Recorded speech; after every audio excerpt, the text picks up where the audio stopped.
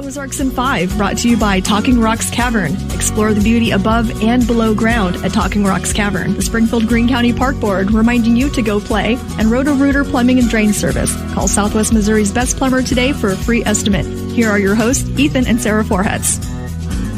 And here we are. Good morning. It is, it's hard to believe it's November, but here we are in the month of November. Halloween was yesterday. Our Freezing kids went out cold. trick-or-treating. They were cold in the neighborhood. I held down the fort, handing out candy. We have a little bit Always left. Always Nice. the hero. Just doing what you can do. That's true. I am the hero. Yeah. So November. Wow. That's really crazy. That means it'll be Thanksgiving and then Christmas and then Yeah. the New Year in no time.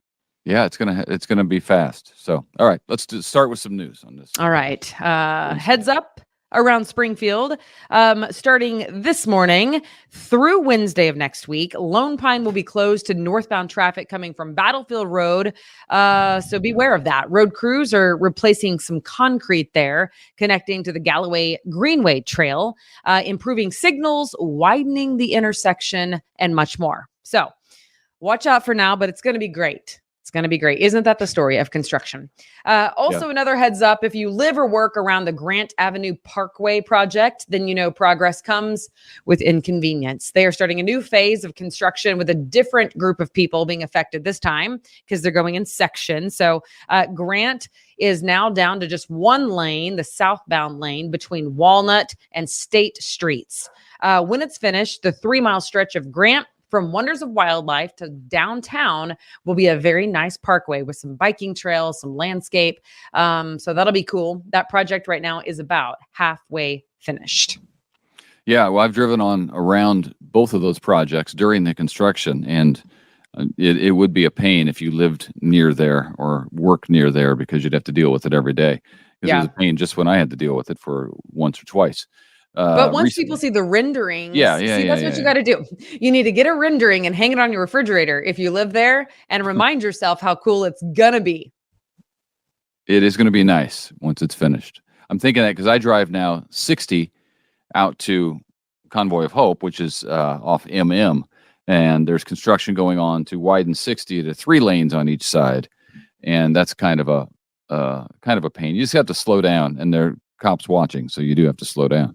Well, because there's workers out there. Yeah. Right? When you're there. When I'm on that road, there are not workers. Yeah, sometimes there are. Yeah. So. Yeah. Anyway, I'm going to be, I know what it looks like because the other part of 60 that I drive, between Glenstone and National is already wide, and it's nice. So it's going to be nice. Just keep telling yourself that. School let out early yesterday in Niangua after a propane truck crashed. It happened on State Highway M. Hazmat crews had to be called out because the truck was leaking. Homes in the area had to be evacuated until the situation was taken care of, but all's well now. The abortion issue will once again be debated in court and will likely go all the way to the Missouri Supreme Court. Specifically, an appeals court earlier this week heard arguments about the language being used in a statewide initiative petition regarding abortion.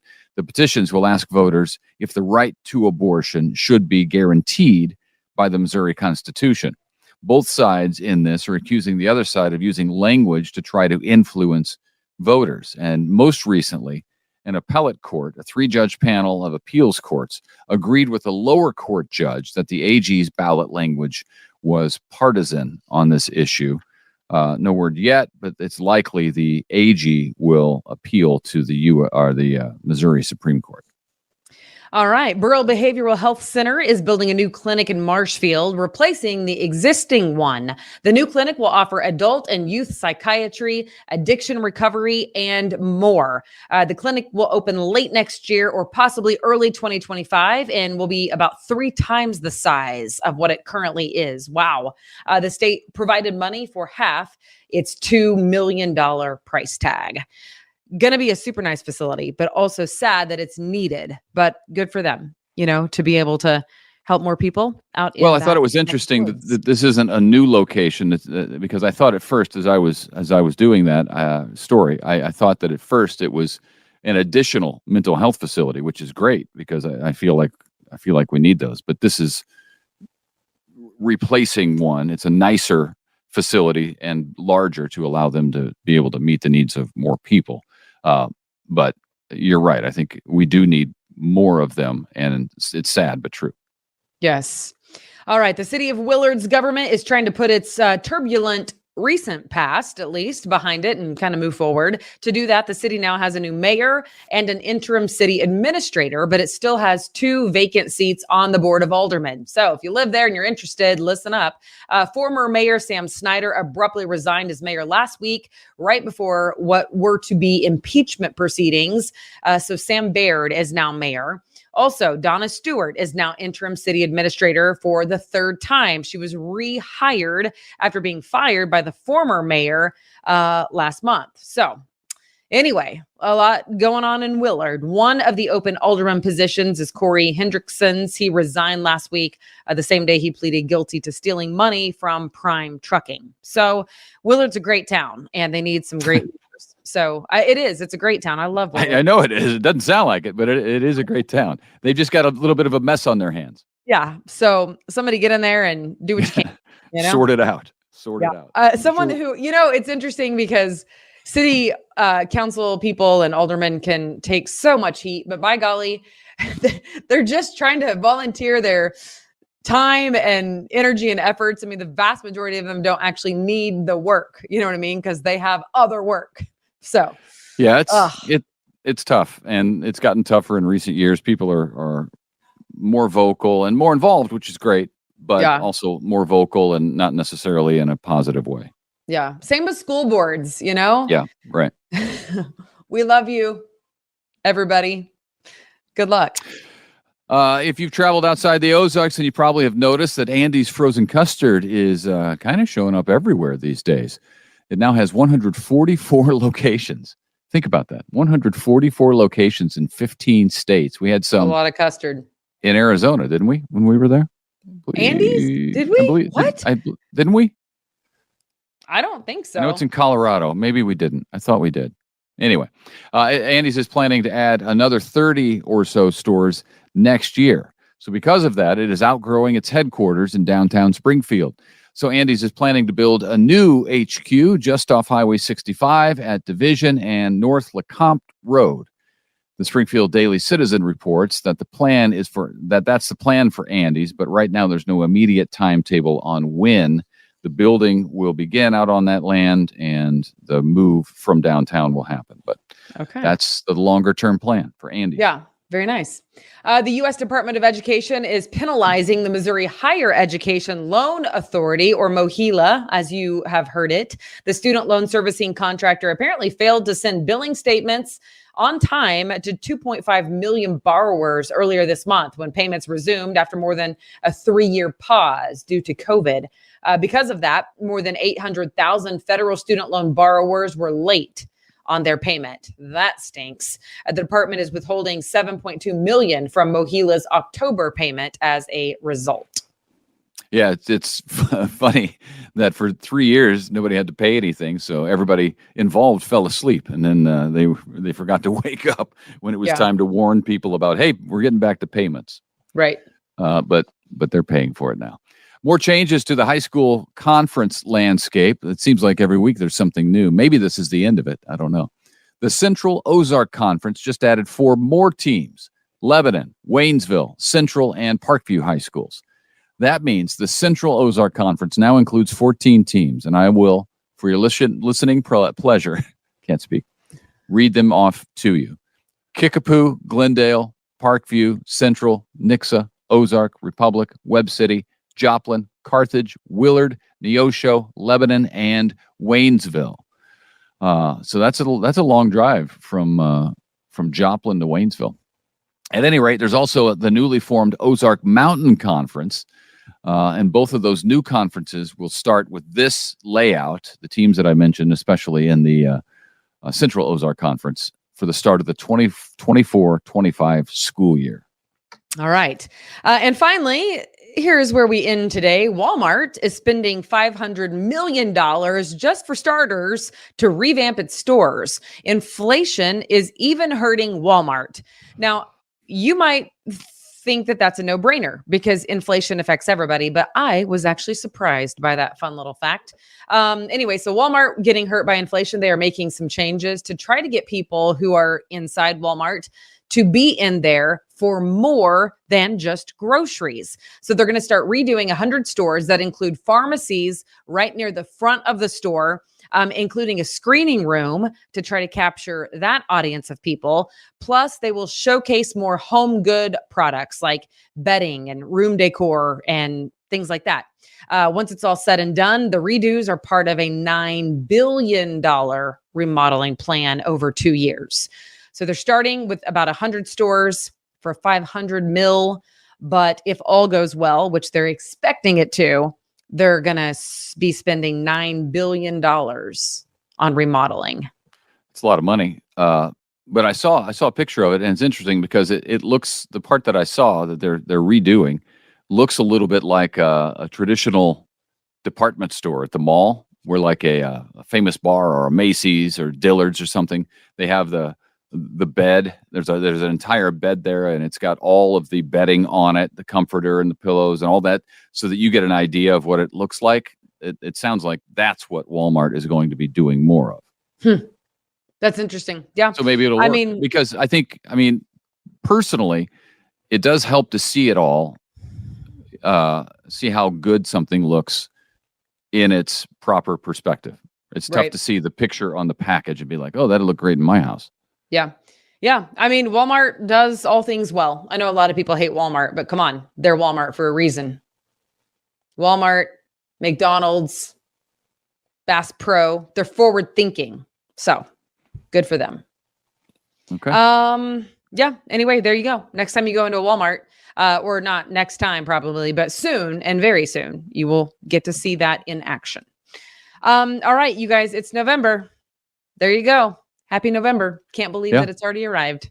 I hope you have a great Wednesday. Yeah, make sure you space out your kids' candy so that you're not eating it all at one time. I don't waste my calories on anything except for peanut M&Ms. I think we've already established this. You don't do Reese's anymore? Because didn't the kids used to keep Reese's peanut butter cups? I enjoy them. I like them, but I'm more selective about my calories these days because I'm not getting any younger. Know what I mean? Okay. I go with they don't have the mini bags, but I like the almond M&Ms much better. Oh, yeah.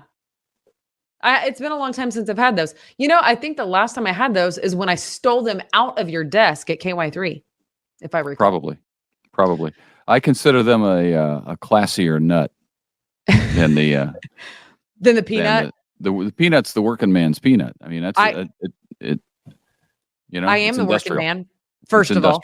Secondly, I never met a peanut I didn't like. I like them in the shell. I like them out of the shell. I like to have to peel them. I like to have them spicy. I like to have them honey roasted. I like peanuts. That's all. I think what it is about the almond that I like is that it's a little crunchier. I actually disagree with that. You disagree with that? Yeah. How can you disagree with that? Because you think a peanut is crunchier than an almond? Is that what you're saying? They're equal. No, they're not. The almond has like a little shell thing, finish around it. I think it makes it crunchier. I'll be honest. And I don't know what you're talking about when you say that it doesn't. Quite frankly. We're digressing. Anywho, looks like we're over our allotted time. Looks like we're gonna have to wrap. The show's over. This is the part that's going to be cut up and put on a reel on Instagram. So just go. No, it's not. It's not. I bet it is. It's not that people funny. are watching it right now, and I'm right. People are watching it on a reel right now on Instagram, and I'm right. Goodbye, my love. Anyway, name that movie. See you later. Have a great day. Bye. It's time for Around the Ozarks Wake Up Weather, sponsored by Scooters Coffee. Here's your host, meteorologist Abby Dyer. Good morning, everyone. We survived a frigid Halloween night. Oh my goodness, was it cold? And we're cold this morning. Temperatures in the teens, the growing season officially over. So this means that you will no longer see any freeze watches, freeze warnings, because that process has already happened. The growing season done for the year. So we are done with the frost and freeze watches around our area. Temperatures this morning are bitter cold, upper teens, and feeling more like the mid-teens because we still have that pretty breezy north wind. Cold front came through yesterday and reinforced the cold air that was sliding through the Ozarks, and we are going to continue to see the really chilly temperatures in the forecasts tonight as well. Wind chill in the teens this morning. You need all the winter gear. It feels too early to be pulling out like our thickest parkas, doesn't it? But that's really the case. Today is that's what you need. We will have a south wind that develops through the day, but this evening and overnight tonight, I've got another really cold setup for us. What's happening is we have high pressure and control in the Ozarks. So even though we'll see high temps in the 40s today, when the sun goes down, we lose all that warm air, and lows tonight once again will be falling back into the low 20s. Factor in the breeze, it will feel more like 15 degrees early tomorrow morning. There's just no good news here with the cold temperatures. We are going to suffer here for the next probably 24 hours. And then I have some better news in the forecast as we move into the next couple of days. We will be warming up through the rest of the week. So we're in the 40s today. I have 50s back in the forecast tomorrow. We're in the 60s by the time we get to the end of the week. And there are very low rain chances in my extended forecast. I don't have much in the way of rainfall at all. That's nice. We'll get a little bit of a break from all the rainy conditions that we had last weekend. And we are looking at a high temperature today of 48 degrees. It maybe seems cold, but it's a pretty impressive warm up considering where we're starting this morning in the upper teens. We've got a ways to warm up. The sunshine will help us do that. Sunshine in a full effect today, tomorrow, Saturday, and Sunday. I have mostly sunny skies. And really by the weekend, I think we have a couple of nice days to enjoy. Upper 60s for you on Saturday. We're still in the mid 60s on Sunday. Friday looks pretty nice too with the mid 60s there. And then I've got rain chances returning in the forecast as we head into the early part of next work week. Low in rain chance for the weekend, less than a 20% chance, but I think the chance for early next week, Monday, looks pretty good. We'll have some showers around by then.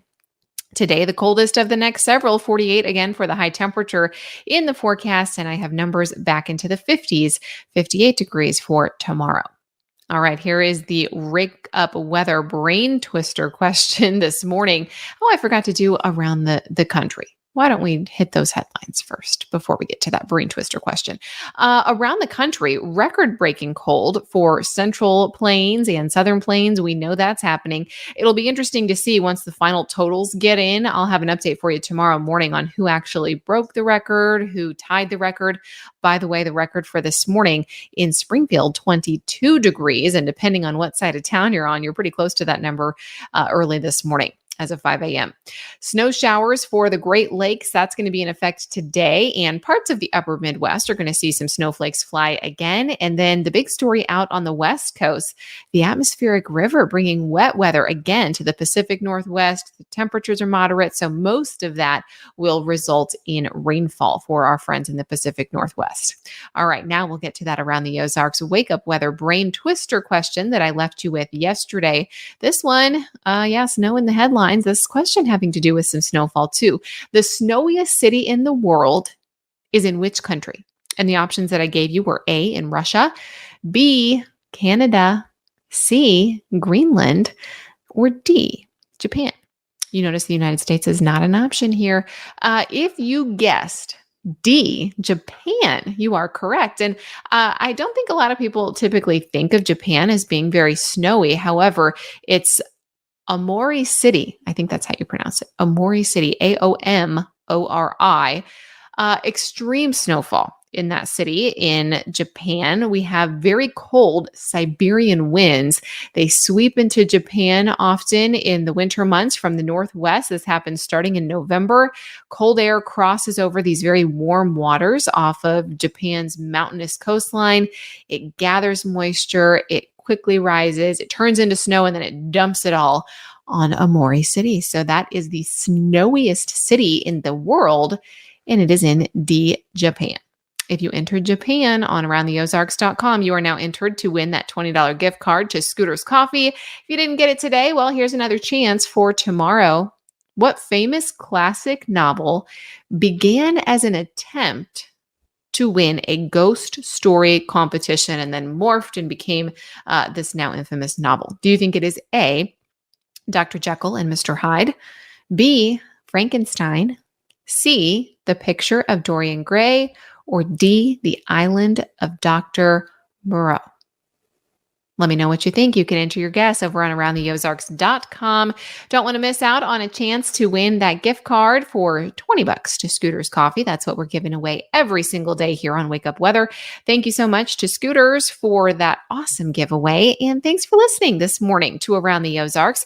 If you need more weather information throughout the day, make sure you check out the website. You can find more on your forecast at aroundtheozarks.com. If you're not already doing so, make sure you subscribe. You can do that wherever you get your podcasts. We are on Spotify. We are on Apple. You may be watching us on Facebook or on YouTube. Make sure you like it and follow along for more updates. I'll be back with you early tomorrow morning. Stay warm this morning.